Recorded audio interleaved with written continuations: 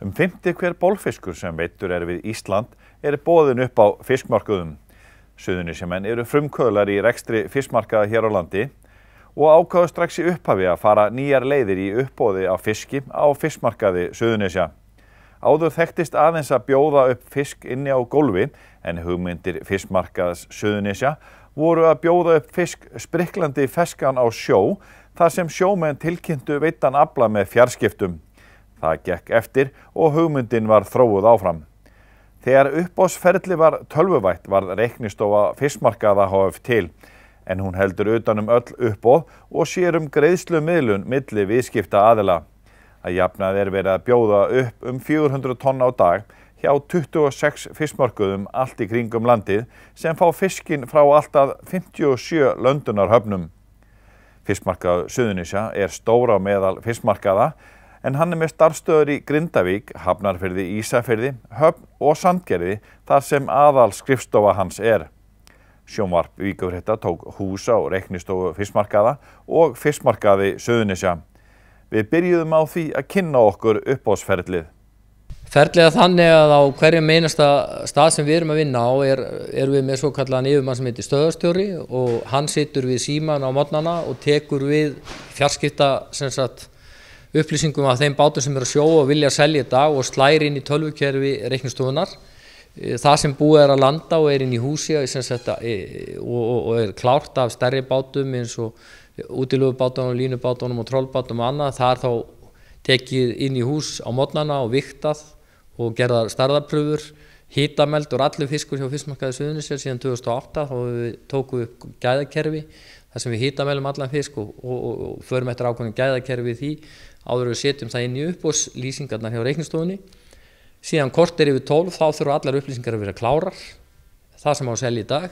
Hádegið þá lokum við á skráningu og uppboð byrjar klukkan 1 og þá setja kaupendur bara á sinni skrifstofu og tengjast internetinu og geta boðið í þar og keypt og þetta svona svolítið langt frá því sem var hérna áður þegar menn mættu á svæðið með spjöldin og annað og þetta gengur mjög hratt fyrir sig skal ég segja þér.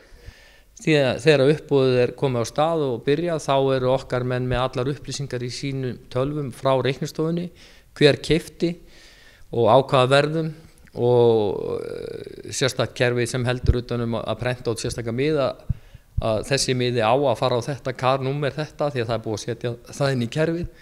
Síðan þetta allt vigtað og við löndum á kvöldin af fjarskiptabátunum og þá eru mínir menn að þjónusta bryggjurnar, taka á móti öllum þessum fiski, fara með hann yfir Hafnarvogir, síðan inn í hús og vigtan sem þá endanlega vigtin inn í lóðs. Þetta nú svona hluti sem við höfum gagnrýnt að við skulum ekki geta fengið heimild til þess að vigta bara allan fisk beint því að þetta væri þvílíkur tímasparnaður og væri hægt að spara höfnunum fullt af peninga, vera ekki með menn á kvöldinu við vigtun og þar alveg þeim sveitarfélögum, ekki myndum við veita af þar. Síðan þetta allt vigtað, frágengið, ísað, geymt í kælum þangað til að flutningaaðilar viðkomandi kaupandan kemur á næri fiskinn. Og nú voru viðskiptavinirnir geta verið hinir og þessir sem að bara vilja kaupa fisk og selja fisk. Já, það raunar engar hömlur á því hver getur tengst uppboðun og keypt en hann verður samt að leggja inn tryggingu fyrir greiðslu. Hann verður annað að leggja fram bankaábyrgð eða leggja inn á reiknistofuna áður. Þú getur ekki keypt út á kredit, það ekki hægt. Og þar alveg sjómannum eða útgerðarmannum alltaf tryggt að fá greitt. Hann fær alltaf greitt á föstudegi viku eftir að hann selur fiskinn, viku til 15 dögum. Og við hér á Suðurnesju höfum haft svona samkomulag við þessa stóru flutningsaðila, Eimskip og Samskip sem keyra mestu og Bratthól og fleiri að þeir hafa aðgang hér hjá okkur og þegar allt klárt þá koma þeir stundum hér á nóttinu klukkan 4, það búið að stilla öll upp hver á hvað og þeir losa það inn í bíla hjá sér og keyra því inn í kæla hjá öllum þannig að fiskurinn kom í hús fyrir klukkan 7 á morgnana. Þetta heitir að vera með það fest. Já, það óhætt að segja það þú getur verið að kaupa fisk frá Siglufirði eða Ísafirði í dag og hann þá kominn með flutningafyrirtækjunum til Reykjavíkur og afgreiddur inn í kæli í viðkomandi verkum hvort sem í Grindavík eða Garðinum og þeir geta verið búin að vinna þennan fisk og keyra hann svo upp á völl klukkan 2:30. Þannig að þetta gerist ekki ferskar og hann þar að lendi konu á diskinn úti daginn eftir. Getur ekki verið betra. Með tilkomu fiskmarkaðnum sín tíma þá urðu til miklu meiri verðmæti en áður. Það voru fiskur sem var ekki eins og hirtur, hann var hent í sjóinn en áður. Hann orðinn jafnvel töluvert verðmætt í dag og menn hafa svona sérhæft sig í sinni vinnslu og annað í framhaldi af komu fiskmarkaðana og gæðamálinu þetta bara í upphafi tóku þvílík stökk og við erum alltaf að vinna í því stöðugt að bæði gæði þjónustunar og gæði tækninar og gæði fisksins. Fiskmarkaður Suðurnesja, þetta var byltingarkennd hugmynd á sínum tíma en var það veruleika? Já, upprunnin af fiskmarkaður Suðurnesja í atvinnumálanefnd Keflavíkur og þar komu að máli menn eins og Logi Þormónsson og Gretar Mar, Þorsteinn Ellinsson og fleiri. Síðan kom inn í þetta flest allir útgerðarmenn á Suðurnesjum, Grindavík og Þorbjarnarmenn og Fiskanesmenn og Vísismenn og hér úr Garðinum og allstaðar. Þannig að fiskmarkaður Suðurnesja stofnar að mjög miklum fjölda hluthafa og margir litlir hluthafar og svo farið á stað 1987 og hugmyndin hér var að fara alltaf aðra leið heldur en hafi verið hugsuð inn í Reykjavík og Hafnarfirði, að það var að vera með fjarskipta uppbóð þannig að fiskurinn seldur utan á sjó í gegnum fjarskipti og menn myndu síðan bara mæta með sína vörubíla á hafnirnar til að taka á móti. Þetta var svona byltingarkennd hugmynd sem ekki hafi verið gerð áður og þekktist ekki einu sinni í Evrópu þar sem alltaf allt hafi verið selt inn á gólfi. Þessi menn riðu á vaðið og síðan var ráðnir fyrstu starfsmennir þarna og fyrstu starfsmennir þarna eru nú Brynja Vilmundarson fyrstu uppboðshaldarinn og það er farið á stað í litlu húsnæði inn í Njarðvík þar sem að þessu öllu komið fyrir og síðan mjög fljótlega er Ólafur Þór Jóhannsson ráðinn sem framkvæmdastjóri, Logi Þormónsson síðan stjórnarformaður og aðalatriðið sem kom þessu öll í kring var náttúrulega að vera með bankaábyrgð. Það gekk nú svona aðeins illa til að byrja með hjá fiskmarkaðnum að svona fá bankanum svo gút til það en þeir félagur höfðu það nú í gegn á endunum og síðan endaðu svona flesta bankaábyrgð hér á Suðurnesjum sem voru þá hjá Sparisjóðnum í Keflavík. Og síðan breytist þetta náttúrulega út í alla bankana því að allir voru konum með ábyrgðir á öllum mörkuðum og kaupendur þurftu semst að vera með bankgarantít sem geta keypt og það var trygging útgerðarmannanna. Og til þess að fara á stað með þetta þá þurftu að fá útgerðarmenn til að selja þennan fisk sem að þeir höfðu hingað til alltaf neitt menn til þess að taka eða þeir voru búin að segja með þorskinn þá var það að taka allar aukategundir.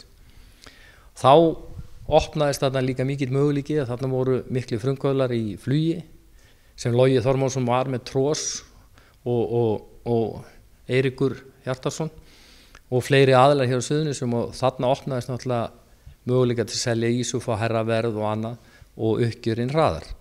Fyrsta uppboð fiskmarkaðs Suðurnesja var 15. september 1987. Menn voru fljótur að sjá það að til þess að þjónusta allan flotan var það að vera með liftara og húsnæði á hverjum stað.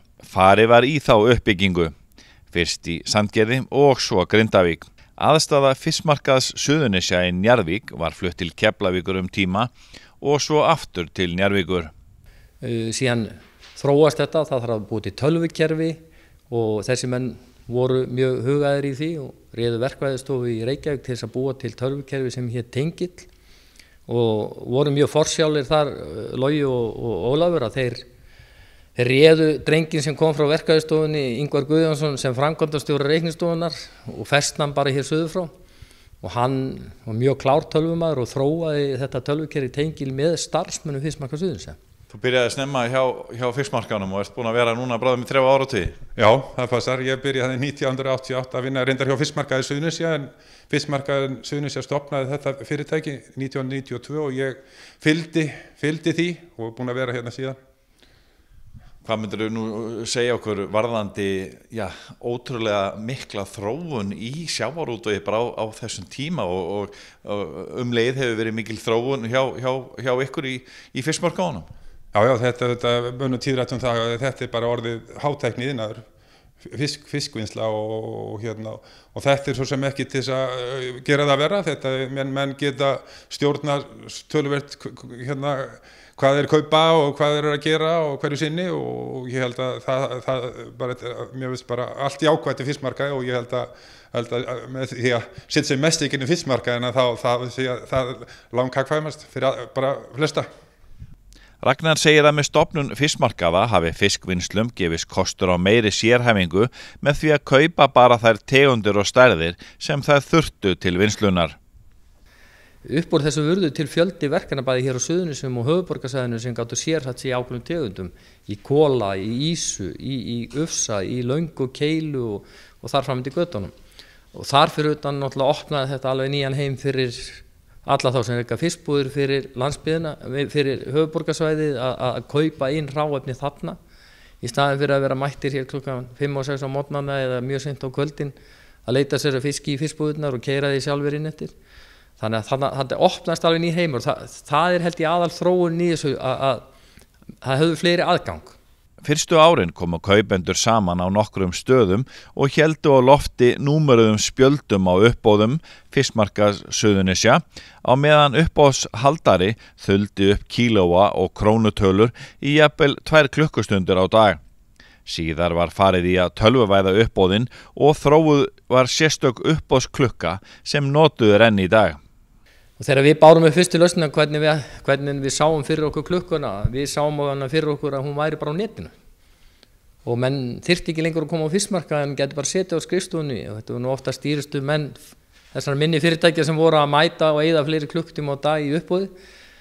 Og þá þróast þetta í það að við fórum með þessa klukku í gang og þeir sögðu nú, þeir Oxys Trading Solution menn sem að unnu þetta með okkur, að þetta var alveg uník hugmynd og þeir höfðu nú efust hún gæti gengið upp. En hún gekk upp sögðu þeir og það má alveg koma fram vegna þess að þeir sögðu að símakerfi á Íslandi var alveg einstakt. Það væri það gott að þetta væri möguleiki. Hvernig fer svo uppboðið fram? Menn eru bara fyrir framan tölvuna eða jafnvel síman og bjóði?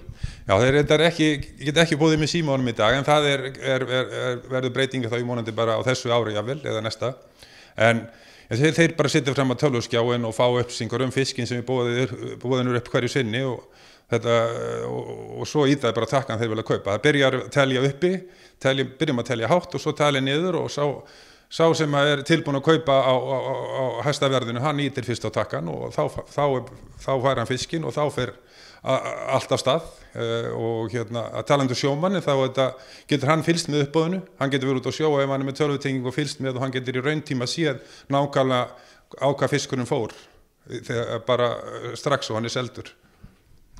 Og gengur þetta alltaf bara smurt fyrir sig? Það gengir mjög vel. Við höfum reyndar verið í að þróa þennan búnað sem við erum með í öll þessi ár, búin að eyða óheimum peningum og annað í það og vinnu og bara segja eins og að þessi búnað sem við erum nota, hann hefur gengið yfirleitt frá fyrsta degi og gengið mjög vel. En þetta var náttúrulega algjör bylting. Nú þurfa menn ekkert lengur að koma og það er reyndar pínlítið eftirsjáði því að gamla daga var það mjög svona bæði fyrir kaupendurnar mjög mikið svona samkeið að hittast og skiptast á skoðunum og tala saman og fyrir markaðsmenn að hitta kaupendurnar. Við hittum á eiginlega orðið aldrei í dag nema bara heyrum í þeim í síma eða fáum tölvupósta. Hverju breytir það fyrir þinn rekstur að geta keypt fisk á markaði? Það bara hjá eins og mínu fyrirtæki breytir það bara öllu. Við kaupum nánast allt sem við vinnum á fiskmarkaði og gert alla tíð. Hvaða tegundir ertu að vinna? Við erum langmest í steinbít, skötusel, svona karfa, löngu og já, þetta er svona helst tegundirnar, lítið í þorsk og ísu. Það má segja að í þínu rekstri þá getur eiginlega ekki verið án fiskmarkaðarins. Nei, við getum þetta ekki. Sjálfsagt eitthvað leiðið með að fara í ykkur annars konar viðskipt en þetta hentar okkur vel. Það eru þetta mikla pantanir í þennan daginn og hinn daginn og þurfa að fara að taka kannski meira magn eða fá ekki. Svo já, þetta hentar okkur mjög vel. Þetta eru stóra fjárhæðir sem að renna í gegnum reiknistofuna? Já, þetta er töluverðar fjárhæðir og við veltum í gegn 32 milljörðum á síðasta ári og þetta hefur verið svona kringum rúma 30 milljarðar undanfarin ár og við erum 3,5 sem að sjáum þetta alls saman, þannig að það er næstu 10 milljarðar mann. Frá árinu 2000 hafa fiskmarkaðirnir verið að selja frá 92.000 til 107.000 tonna fiski á ári eða 25% af bolfiski sem úthlutað hverju sinni. Síðustu 3 ár hefur úthlutun á þorskkvóta verið að aukast en framboðið hefur hins vegar minnkað á markaði. Skýringuna segir Ragnar vera að byggðakvóti megi ekki fara á markað og á móti hverjum 100 tonnum af byggðakvóta þurfi útgerðir að leggja til önnur 100 tonn og sá fiskur má ekki fara í gegnum fiskmarkaði. Það sem við heyrum nú oftast talað í dag það þetta afhendingaöryggi og það kannski það sem við höfum mestar áhyggjur af fiskmarkaðsmenn ef að fiskur minnkar of mikið þá leiðist menn frekar út af fiskmarkaðnum vegna þess að það ekki nóg magn og framboð. Og við hefðum svona viljað sjá kannski stjórnvaldið horfa aðeins á þá hluti hvert sjá fiskmarkaðin í framtíðinni. Hvar á fiskmarkaður að vera eftir 15 ár, ekki horfa bara frá degi til dags eða kvótaúthlutun ára eftir ár. Þessar sértæku aðgerðir stundum finnst okkur skrýtnar. Við erum að reka hér í dag 13 fiskmarkaði á 27-28 stöðum á landinu og þetta eru 100 starfa og 100 afleiðslu starfa, það er flutningur, það er þjónusta og annað í kringum þetta.